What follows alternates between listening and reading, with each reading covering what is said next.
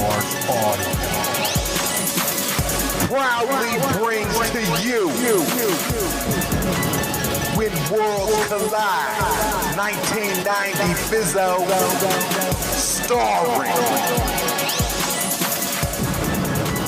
the Scourge of the IWC starring HotStuff Hollywood. Official.StreetSmarks@gmail.com is how you want to contact us. Listen to us right here exclusively on YouTube, StreetSmark Audio, or fuck with us. Official.StreetSmarks on SoundCloud and IG, StreetSmark Fanpage on Facebook, Street_Smarks on Twitter, or catch my antics at ECW Memories. This is the Extreme Retro Review for ECW, May 14th, 1990, Fizzo.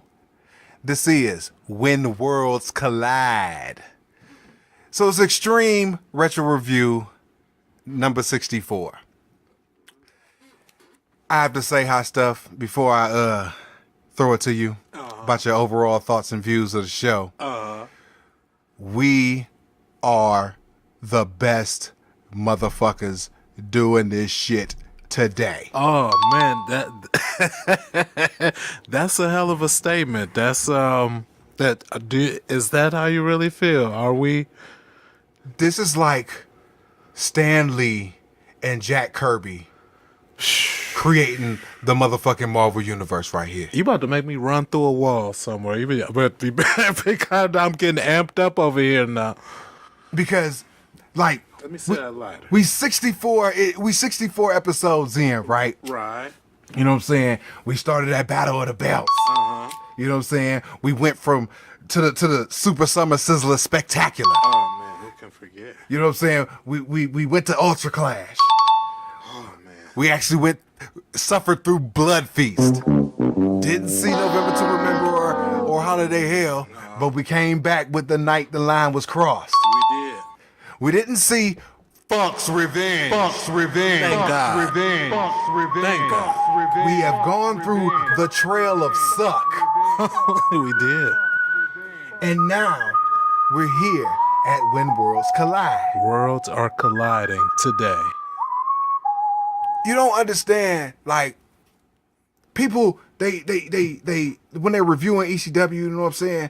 They're doing, you know, just the pay-per-view era, you know what I'm saying, from Barely Legal on, you know what I'm saying? Or they do the motherfucking supercars, but they shitty as fuck when they do it, you know what I'm saying? Shout out to my boy Shim. What up, Shim? You know what I'm saying? And Now be careful on that. oh, whatever. So we and we're doing all the shows in between. You know what I'm saying? The good shows, Right. the bad shows, Oh yeah. the clip show, skip shows, Yeah, all the shows involving Terry Funk. Oh, tell the me clip about it. don't skips, the thumbs in the middle, all that shit. Negative infinity. All that shit. You know what I'm saying? Beat his knee to obliterate. Yeah. Umero Uno. Numero uno. Terry Funk's terrible at this. He's terrible at that. Oh, well, that's not even a work right there. That's a straight shoot. And now we here at this show, and I'm telling you, we are the best motherfuckers doing this shit. So, I now proclaim us the Multiverse's greatest ECW podcast. Oh shit! So now I got another title. So we are now the reigning champions of ECW Podcast. That's it. You know what I'm saying? You're now listening to the greatest ECW podcast in the universe.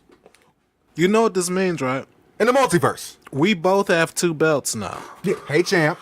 Hey, what's up, champ? How you doing, champ? I'm doing pretty good, champ. You know what I'm saying? Just looking down at all the wannabes and all the wave riders and stuff. And All those surfers. And it's hilarious that we say surfers because, and we talk about waves and shit because, you know, we done had Don Morocco in the promotion. yeah, We've had the Sandman. we have. We've had God of Jobbers, Surfer Ray Odyssey. My boy. Only because he's like a mini Sandman in appearance. So it's basically a motif. You know what I'm saying? A recurring theme. You know what I'm saying? That this wave shit goes on. So Hot Stuff Hollywood. What's going on, champ? What are your thoughts and views of this show? I absolutely love this show. Now, don't get me wrong, it's not awesome from top to bottom. There are some head scratching moments and some points where I thought it like, oh, this is stupid. But once it got to the end and the end wrapped up, oh man, talk about freaking pumped up. And you know what I'm saying? Like, I can't. For those who really, really get me and who really, really get this show, and you kind of probably have an idea of why I'm so crumped, just, you know what I'm saying? But, you know, sometimes the sum is, or sometimes the total is greater than the sum of its parts. And that's what this show is, because of the end. Loved it. So we start off with Rockin' Rebel, the Ayatollah of Rock and Roller, My boy. along with Jason, the sexiest man on earth, going up against the Putz, Tommy Dreamer. Style still blowing Dreamer, verbal fellatio. He's putting over the snooker kick out and the subsequent injury to explain his absence. The truth is that he's just a pretty boy Yutz who can't cut it in the ring. The crowd boos Putz. Styles still puts him over. He says it's a resounding amount of cheers. Where? Give it up, give it up, dog nuts. Come on, doggy dog. Rebel gets cheered. He does his usual Bob Ortiz shtick in front of him. Babyface shine to start. Putz botches the overhead Luger kick. He start doing some chops and shit, and then he does the overhead roundhouse kick, and he completely misses Rockin' Rebel. Rebel sells it anyway. Oh gosh, there was some bad selling in this match. A couple spots. Just basic opening match stuff. Oh my God, Tommy is too big to be working using roll-ups and crucifixes. He's working small, and he's like 6'4", 250. He's like a cheating distraction combo with Jason, works to perfection. Rebel with the heat. Comeback misses. He misses a snooker splash. It's a sidewalk slam called by Joey, but it was actually a spine buster. Rebel hurts his knee, and he still gets the pin for 2. Rebel tries again, but the Putz counters into a Lou Thez press for the win. Dud. Jason and Rebel have a shoving match. They tease turning on each other, but then they hug it out and they pound it to the back. Your thoughts? My thoughts, I just want to expound on a couple things, because on one of the pinfalls, because this was a head-scratching moment for me, right before Putz got the win with the Lou Thez, Jason had actually interrupted Rebel's thing or whatever. I guess he wanted to put some more damage in on Tommy Dreamer and shit. So that's what led to the argument afterwards, and did, you know what I'm saying, I guess Jason flashed him some cash and shit, and everything was all cool and gravy and stuff. But anyway, I just thought that was some head scratching booking there, just, you know, to have the manager interrupt his guy while he's, you know what I'm saying, executing a pinfall or whatever. Seemed weird, but I was translating it as Rebel's the de facto face in this match. And at the same time, Jason is still a heel. Okay? So what better way to put more heat on Jason than to out-heel the lovable heel?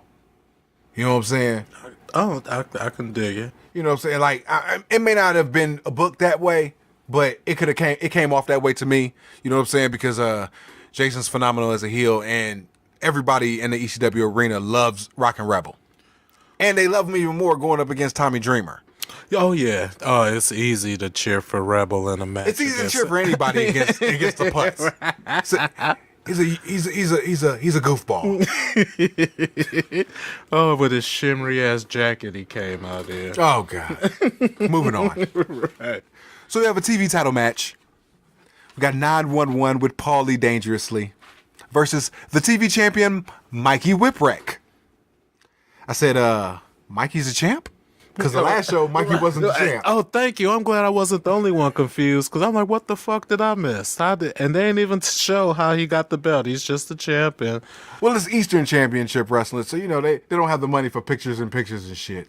You know what I'm saying? I guess, well, at least have Joey make something up. But he was in Puerto Rico, and he beat Pitbull in a 6-man or some shit. I guess we'll see it on the clip show. Yeah. 911 comes out with Paulie. Immediate choke slam. Choke slam part 2. Mm-hmm. Mikey still with no offense.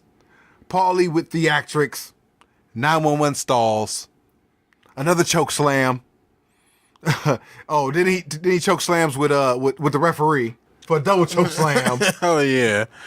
So then Pee Wee Moore. Let me talk about Pee Wee Moore. So he is the skinniest fucking referee I've ever seen in my life. Okay. And he has this floppy fucking hair. So when the motherfucker gets choke slammed, right? His hair's flopping around and shit. Plop. His hair plops afterwards, and then he like snow angels into the fucking mat. Good job, Pee Wee. Pee Wee rolls over and he calls for the DQ.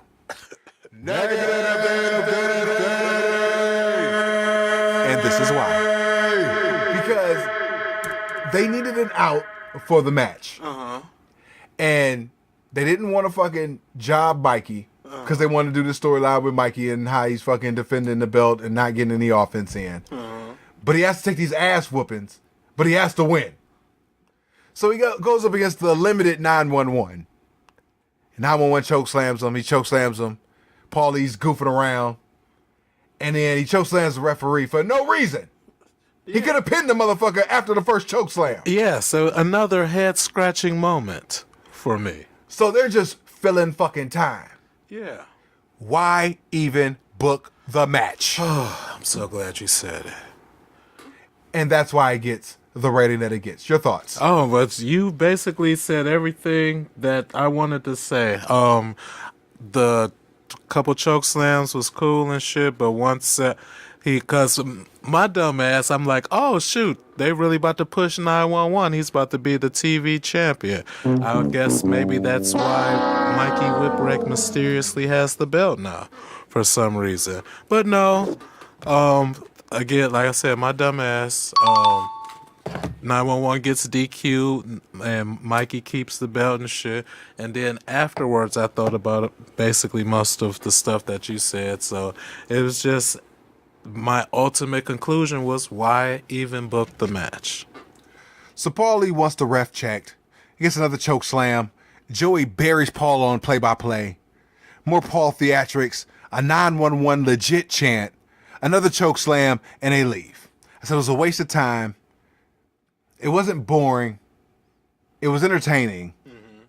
But it served no fucking purpose. No, especially with your second biggest title and shit. Basically.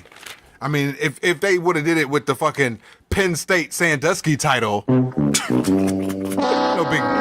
big deal. That's a very prestigious title. I have you know. Moving on. So we have Superfly Jimmy Snuka with HQR3 versus Kevin Sullivan with Woman in his corner. Snuka out first with his cool ass theme. I wish I knew that fucking song. I thought Devil went to Atlanta about May of 1994. I figured this might be his swan song. Oh shoot, okay. So it's an outside brawl. Devil hits Snuka with a skillet. Where the fuck did he get a skillet from? Where did Kevin Sullivan get a skillet from? He got it from the fans. I don't think before or after this match I've ever seen a skillet in a wrestling ring. Stay tuned. Oh, shit. He gets hit with a chair. Finally in the ring, stuck with a comeback, but it's cut off after Devil takes a fucking bump. I thought, holy shit, he must be leaving because he's actually taking a fucking bump. Woman leaves with Sandman off camera.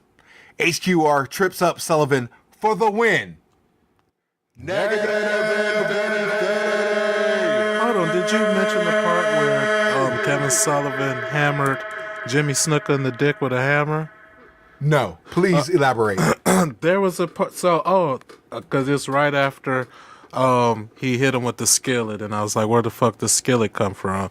So yeah, Sullivan's still outside the ring and shit. Jimmy is inside the ring, but with his legs hanging out and shit. So Sullivan opens his leg and shit and gets a hammer from somewhere. I guess apparently there's a timekeeper's bell. Okay, there we go. That makes sense. So he get the timekeeper's bell, the hammer and shit, and hammers him right in the dick. Oh.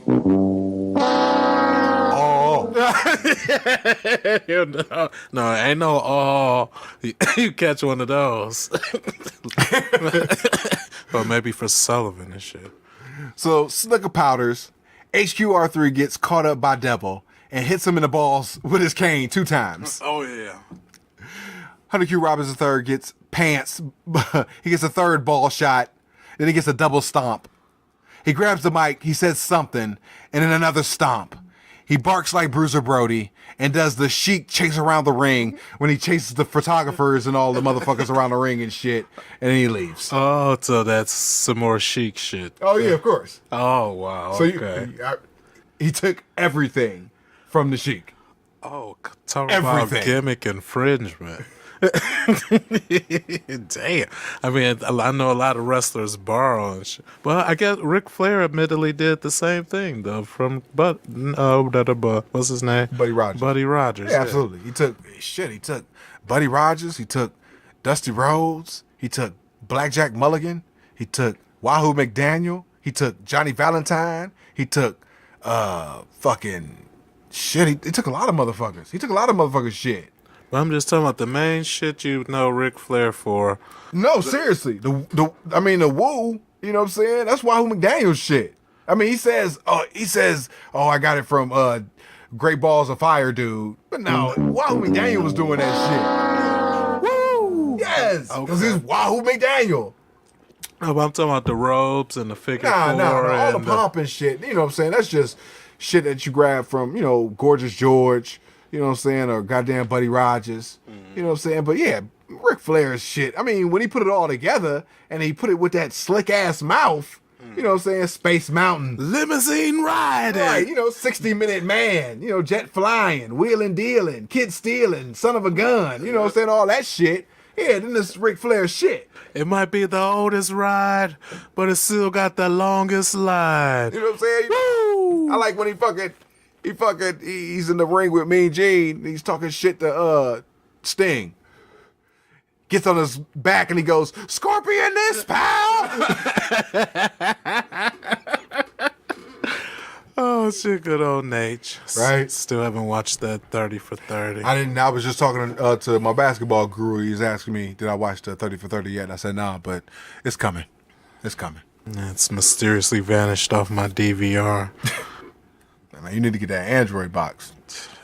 I'm long overdue for that motherfucker. So we have a Singapore Canaan match.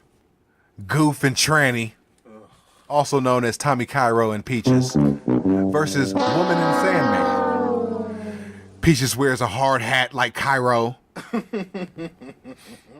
Even more suspect shit that she's a he. OG sign guy with a sign. Whack the fuzz off of Peaches. I'm starting to think that OG sign guy was a diehard who turned into a plant, because all of his signs, you know what I'm saying, that he has, you know what I'm saying, going forward, they're like way too inside. Oh, really? They're so inside. It's like, how the fuck would you even know that? You know what I'm saying? So I'm thinking to myself that maybe those signs are fucking planted to him by Paul. Oh, shoot. He's like, here, hold this. Yeah, show these signs. You know what I'm saying? He was a goof. This dude like a goof anyway. Yeah, yeah, totally. Anyway, Hack tries to get to the cane before the match. Hack's smoking. He's smoking a squally. Come on, somebody. Peaches gets booed, as she should. Hack gets tossed around. Hack gets tossed around. Hack tries to get at Peaches. So they do the whole, he's stalking Peaches. Cairo stalks Hack. Hack beats up Goof. Lather, rinse, repeat. Come on, somebody. I love it. Oh, man. Outside suplex. And inside more suplexes. Hack's bumping around like a sloppy ping pong ball. And he gets the heat. The thing about heel Sandman is that the sloppiness works better as a heel. Oh, absolutely. You know what I'm saying? Like, when he's a baby face, it's like, you know, when he does his elbow drops and shit, it's like, oh my God, he's fucking terrible. Yeah, especially when he doesn't have a super over face personality and shit. So, like, there is nothing to gravitate to with him as a face and shit. But as a heel, when he does these sloppy ass fucking elbow drops or these sloppy ass cane shots or these sloppy punches and shit, it looks way more fucking authentic. And plus, you're already invested because, like, oh, this dude's smoking a squally and he hates his wife. Shit, Right. That's my dude. Right? And this dude is fucking his wife. Yeah, right. His best friend's fucking his wife and shit. Right. So how the fuck is he the heel in this motherfucker? It's like, as soon as the motherfucker turned heel, he turned face. It's insane. It's insane. They should have Roman Reigns watch that motherfucker and just go, oh, okay, this makes sense. Turn heel. Or they should have Vince fucking watch it. Whatever. How would they do that PG, though? I don't know. Yeah, with another topic, another time. Anyway, suplex, a pile driver. He does a delayed pile driver. He shows out for the crowd. It's awesome. It's all guys. The girls are on the apron. The crowd chants, "We want woman." I bet you do, buddy. Goof takes over with a DDT. Woman comes in. It's a cat fight. Joey calls it kind of subdued. Cairo grabs woman. Peaches then looks around and then just lands on Sandman for the win. Yeah. What? 1 star. Best match so far. Your thoughts? The ending was very anticlimactic and shit. Thankfully, it didn't end there, but everything leading up to the pin and shit is just like, I don't know, just seeing Peaches get the win kind of pissed me off. It tainted it and shit. So we get into the post-match angle. Oh, yeah. So Peaches gets the whack Hack with the Singapore cane, or with the gimmick. She pulls down his pants. 3 shots in. Woman comes in with some powder that completely fucking misses. Oh, man, not all of it. Just maybe, 99% of it, but just enough got into Peach's eye. So the Goof comes over to woman. Woman's begging off and shit. You know what I'm saying? And then Hack comes back with a nut shot. He grabs the cane, hits Cairo 3 times, then he hits him a 4th time. Peach is still blinded. She gets whacked with the cane. Yeah. Hack pulls out a cigarette. Squally 30. Shoot. The crowd says, "One more time." Woman gets the cane. Peaches looked like she did not want that one last whacking because it looked like she was trying to sandbag motherfucking Sandman and shit. Yeah, but Sandman hits Cairo one more time. They say one more time. He hits him with a DDT. I said, okay, whatever. More shots to Cairo, and they leave to absolute cheers from the ECW crowd. Post-match was a 3, so we split for a 2. Peaches is writhing in pain. Cairo, save a hoe, carries her out. Leaking. If she dies, she dies. Yeah. You know what I'm saying? Look like he about to die with all that blood dripping down his face and shit. Oh, shit. Trying to save these bitches and see what it gets you. A split open face. So Bob Ortiz makes he makes the call that Pee Wee is the ref for the next match. Oh, shit. 911 comes back to choke slam him. LOL. Paul tries to stop him. He gets another choke slam. Joey puts him over. They go off to the back. So John Finnegan is called for the next match. He's the referee. Come on down, John. His cell face is completely awesome. He's looking around like, shit, is 911 still there?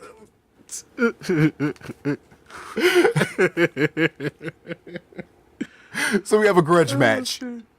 We got Pitbull with Jason, the sexiest man on earth, versus the Tasmaniac. So the night before, Taz cost the Pitbull the TV title against Mikey Whipwreck. Oh, is that what happened? Okay. I somehow missed that explanation and shit. Okay. So Pitbull is currently my favorite wrestler, just because of his promos. It's an outside brawl again. They're into the crowd this time. Back in, the crowd's yelling, shit bull. Damn. Taz with a judo throw. Now it's a Mikey chant. Pitbull gets frazzled, so he hits a nerve hold. Slows the pace down to a fucking halt. Oh, shoot. Rest out. Right? Taz with a comeback, but he gets hit with the karate chop. Pitbull does this karate kick, and he does this karate chop, and he does this fucking karate kata. You know oh my God, I love it. That shit is hilarious. It's so goofy. It's like, why is this steroid freak doing karate katas and shit in the match? Oh, because he can. You know what I'm saying? Shit. He like karate movies and shit. To do a cheating and distraction combo to perfection into a leg lock. Another cheating and distraction part 2. Taz will come back to the top cutoff with a karate kick. Oh, shit. And another one. Pitbull's karate theatrics are awesome. Taz plexes come back, overhead belly to Bailey, and Jason is on the apron. He gets suplexed, a chain to the forehead, Pitbull for the win. 1 star. Pitbull drags Jason out, another waste of time. Taz stumbles to the back. Your thoughts on the match? I thought it was a pretty enjoyable match. It was probably the first match that, at least from beginning to end, you know, said it had some logic to it. And then, you know, Taz and Pitbull, you know, said they went at it like a Tasmanian devil and a Pitbull and shit, you know what I'm saying? So, okay. You know, I enjoyed it. So what were your thoughts, before we even start, about the 8-man tag? Uh-huh. What were your thoughts about the 8-man tag? Why were they having this match? Why is the world champion in this match? And the tag team champions. oh yeah. I didn't really think about them at the time, but now that you mention it, yeah. Why? Well, yes. Why are you putting all these belts in this match?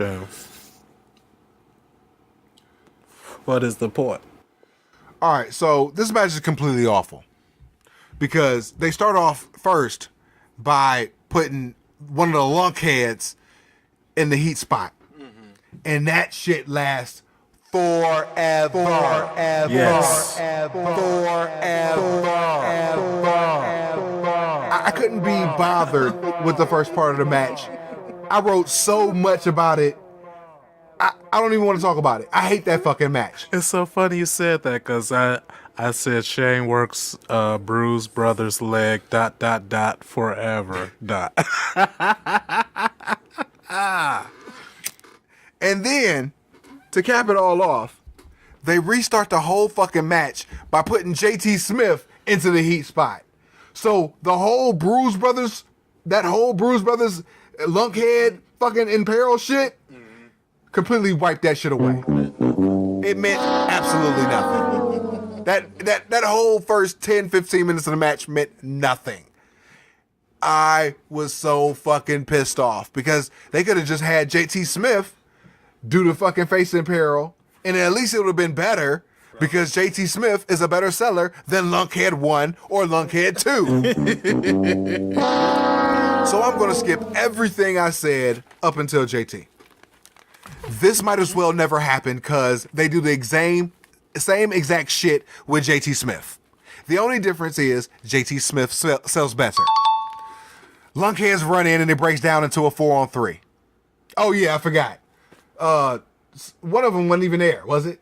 Hawk. Yeah, Hawk was on lockdown. So yeah, it was a handicap. It was a handicap fucking match. And you put Lunkhead 1 or Lunkhead 2, Lunkhead X right, as your babyface in peril.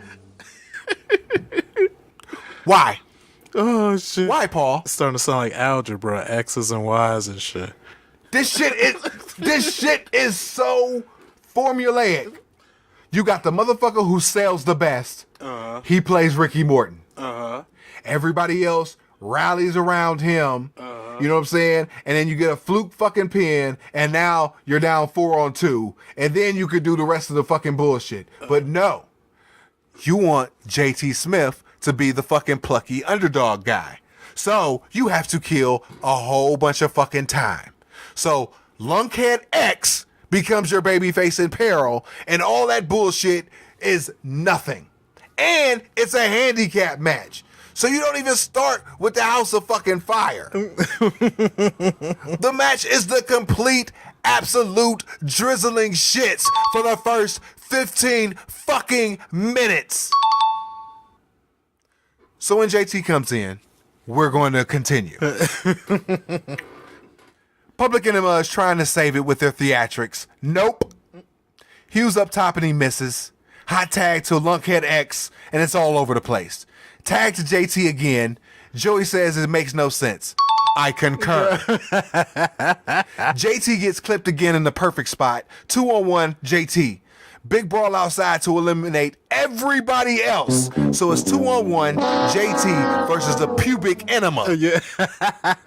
More knee stuff. I'm expecting a fluke roll-ups because why not? Why not?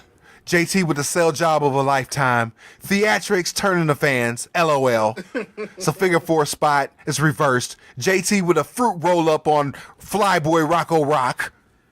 Rocco holds JT for grunge. Hits once, but goofs the second. Fruit roll-up on 2 for the win. There we go, JT. Dud, dud, dud, dud, dud.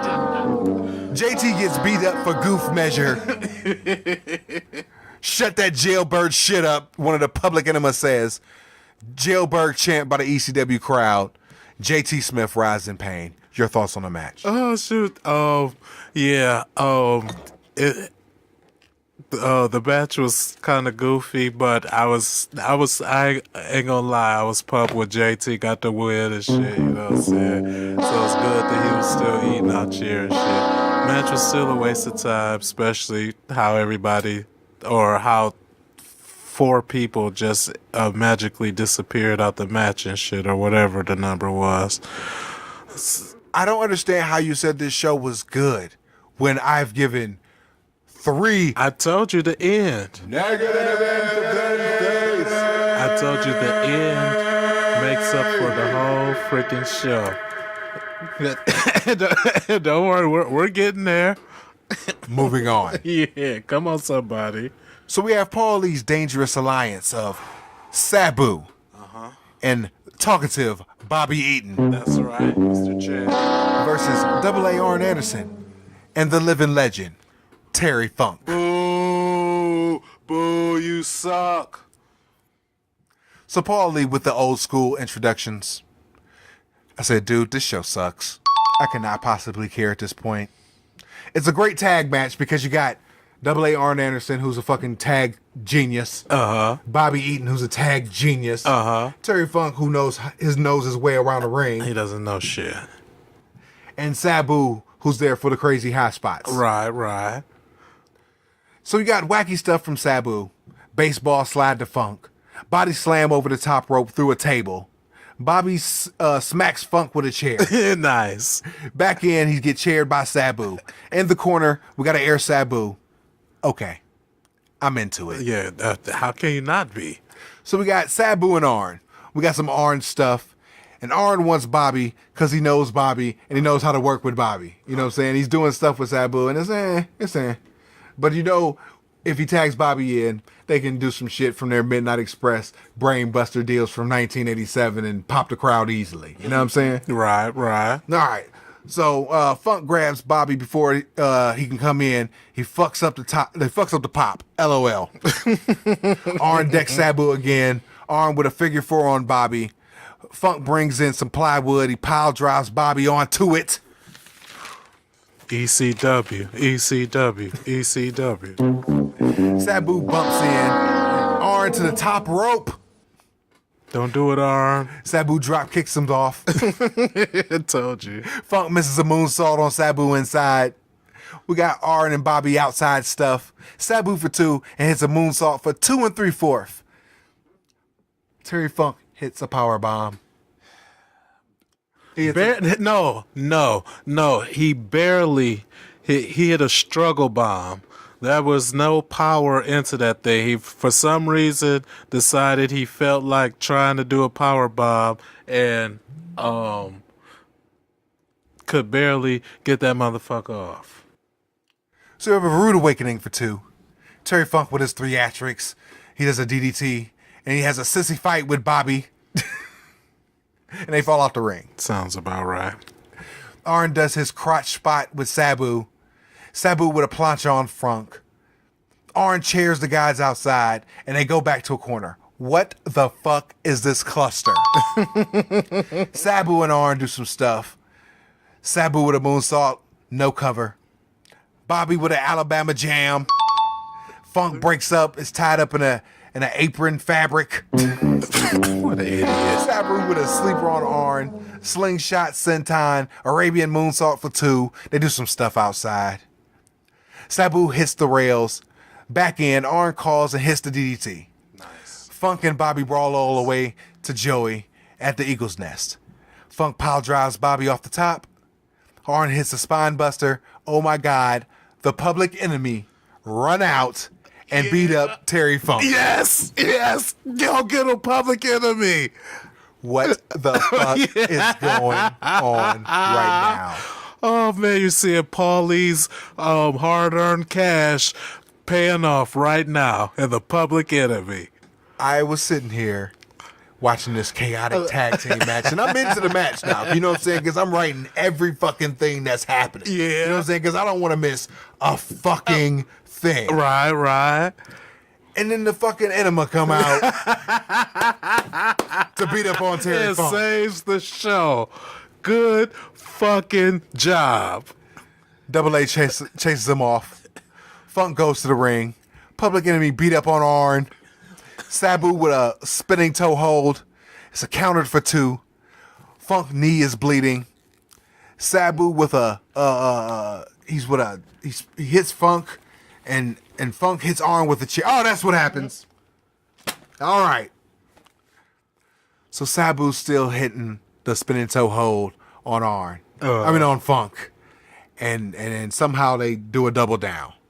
Arn gets in the ring and he grabs the chair. Then he splits open Terry Funk's legs and he whacks his knee. Then he comes over, then he whacks his other knee. Nice. And then he fucking powders or some shit. Funk with a spinning toe. Sabu with a chair 3 times. Arn grabs a chair, turns on Funk. Yes! Way to come to your senses, Arn. He finally saw what I saw, what I've been telling everybody, how there's a mega list of things that Terry Funk is terrible at. And one of the things on that list is tag team partner. And Arn Anderson got to get a first-hand experience of how being a partner with Terry Funk is a terrible, terrible idea. Sabu with the single leg crab for the submission win. Did I see Arn Anderson turning on Terry Funk? Yes. Did I see Funk losing? No. Huh. 4 stars for the match. Sheer chaos.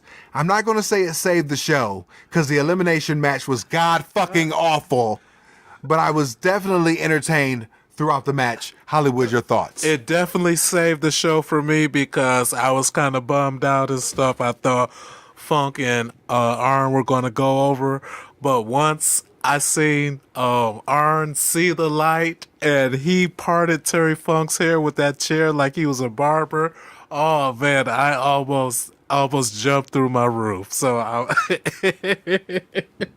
I'm getting pumped over here just thinking about it because time and time again, people just think, there are people inside of the group and people like Mad Jack Slater who think I am a Terry Funk hater. It is not that I am a Terry Funk hater. It is that Terry Funk is the most horrible person that has ever stepped foot on this earth, the most horrible person to ever come out of a woman's vagina.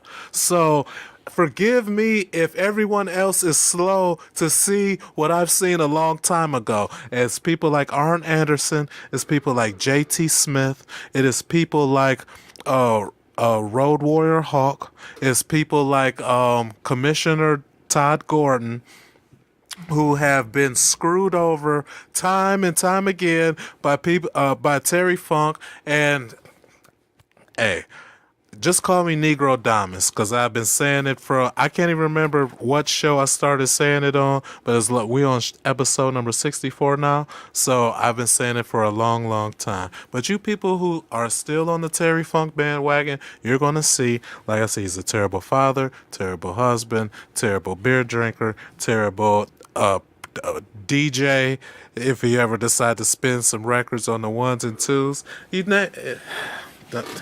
Sorry, I done went off on a tangent again. So Paulie berates Terry Funk as he gives up. Funk starts wailing on Paul, and the show fades to black. He had to beat up on somebody. We come back with Paulie, and he has some money in his hand, and he gives it to the Public Enemy. Yeah. Job well done, boys. Good job. He's paying them for their run-in. He wants this documented. Then he cuts the "Who is this man?" promo against Terry Funk. He keeps asking, "Who is this man?" You know what I'm saying? That lives at the cross-dressing ranch. Who is this man that wants to come in and take from his family? Right. Who is this man that is the scourge of not the IWC, but the ECW? You know what I'm saying? The Public Enemy are in the background. They're bebopping around like some 2 goofballs. It's fucking awesome promo. Oh, shit. Then it turns to Funk, and it says, "We're the Funk Brothers." And then the show fades to black again. Oh, thank God. So this pulls Terry Funk out of the main event scene and into the tag team division as he makes the Public Enemy. So then we have Cactus Jack with a promo. He's hyping his match against Sabu on June 24th, Hostile City Showdown. And the show finally goes off the air. Overall, all big shows are automatically a watch for historical purposes only. For sure. But this show might be worse than Blood Feast. Absolutely not. I disagree vehemently because it will be another testimony and it'll be another historical landmark in the unveiling of the true character and person that Terry Funk is. And it's just to be another little place that you look back in history where you can see people finally start to see the light, like, oh shoot, dang, here's another instance of where he was a terrible tag team partner. Oh, he didn't tip his waitress at this restaurant this time. Oh, here's one where he's a cheapskate and he's a terrible tipper. You know what I'm saying? Oh, there's a time. Oh, he didn't pick up after his dog when he stepped outside the cross-dressing ranch. he's a terrible dog owner. You know what I'm saying? So each little thing, it just builds the case of the people versus Terry Funk. And I understand some people are a little slower to grasp than others, and some people see the light later in life than others. So, you know, I'm a patient man. But eventually, I will be totally vindicated. Eventually, I'll be the Street Smart Audio Trivia Champion again. And eventually, I will be invited to attend WrestleMania. Next week, it's the 5/17 and the 5/24 show. Until then, life is a work. Make sure you get paid for it. We out. Peace. Peace.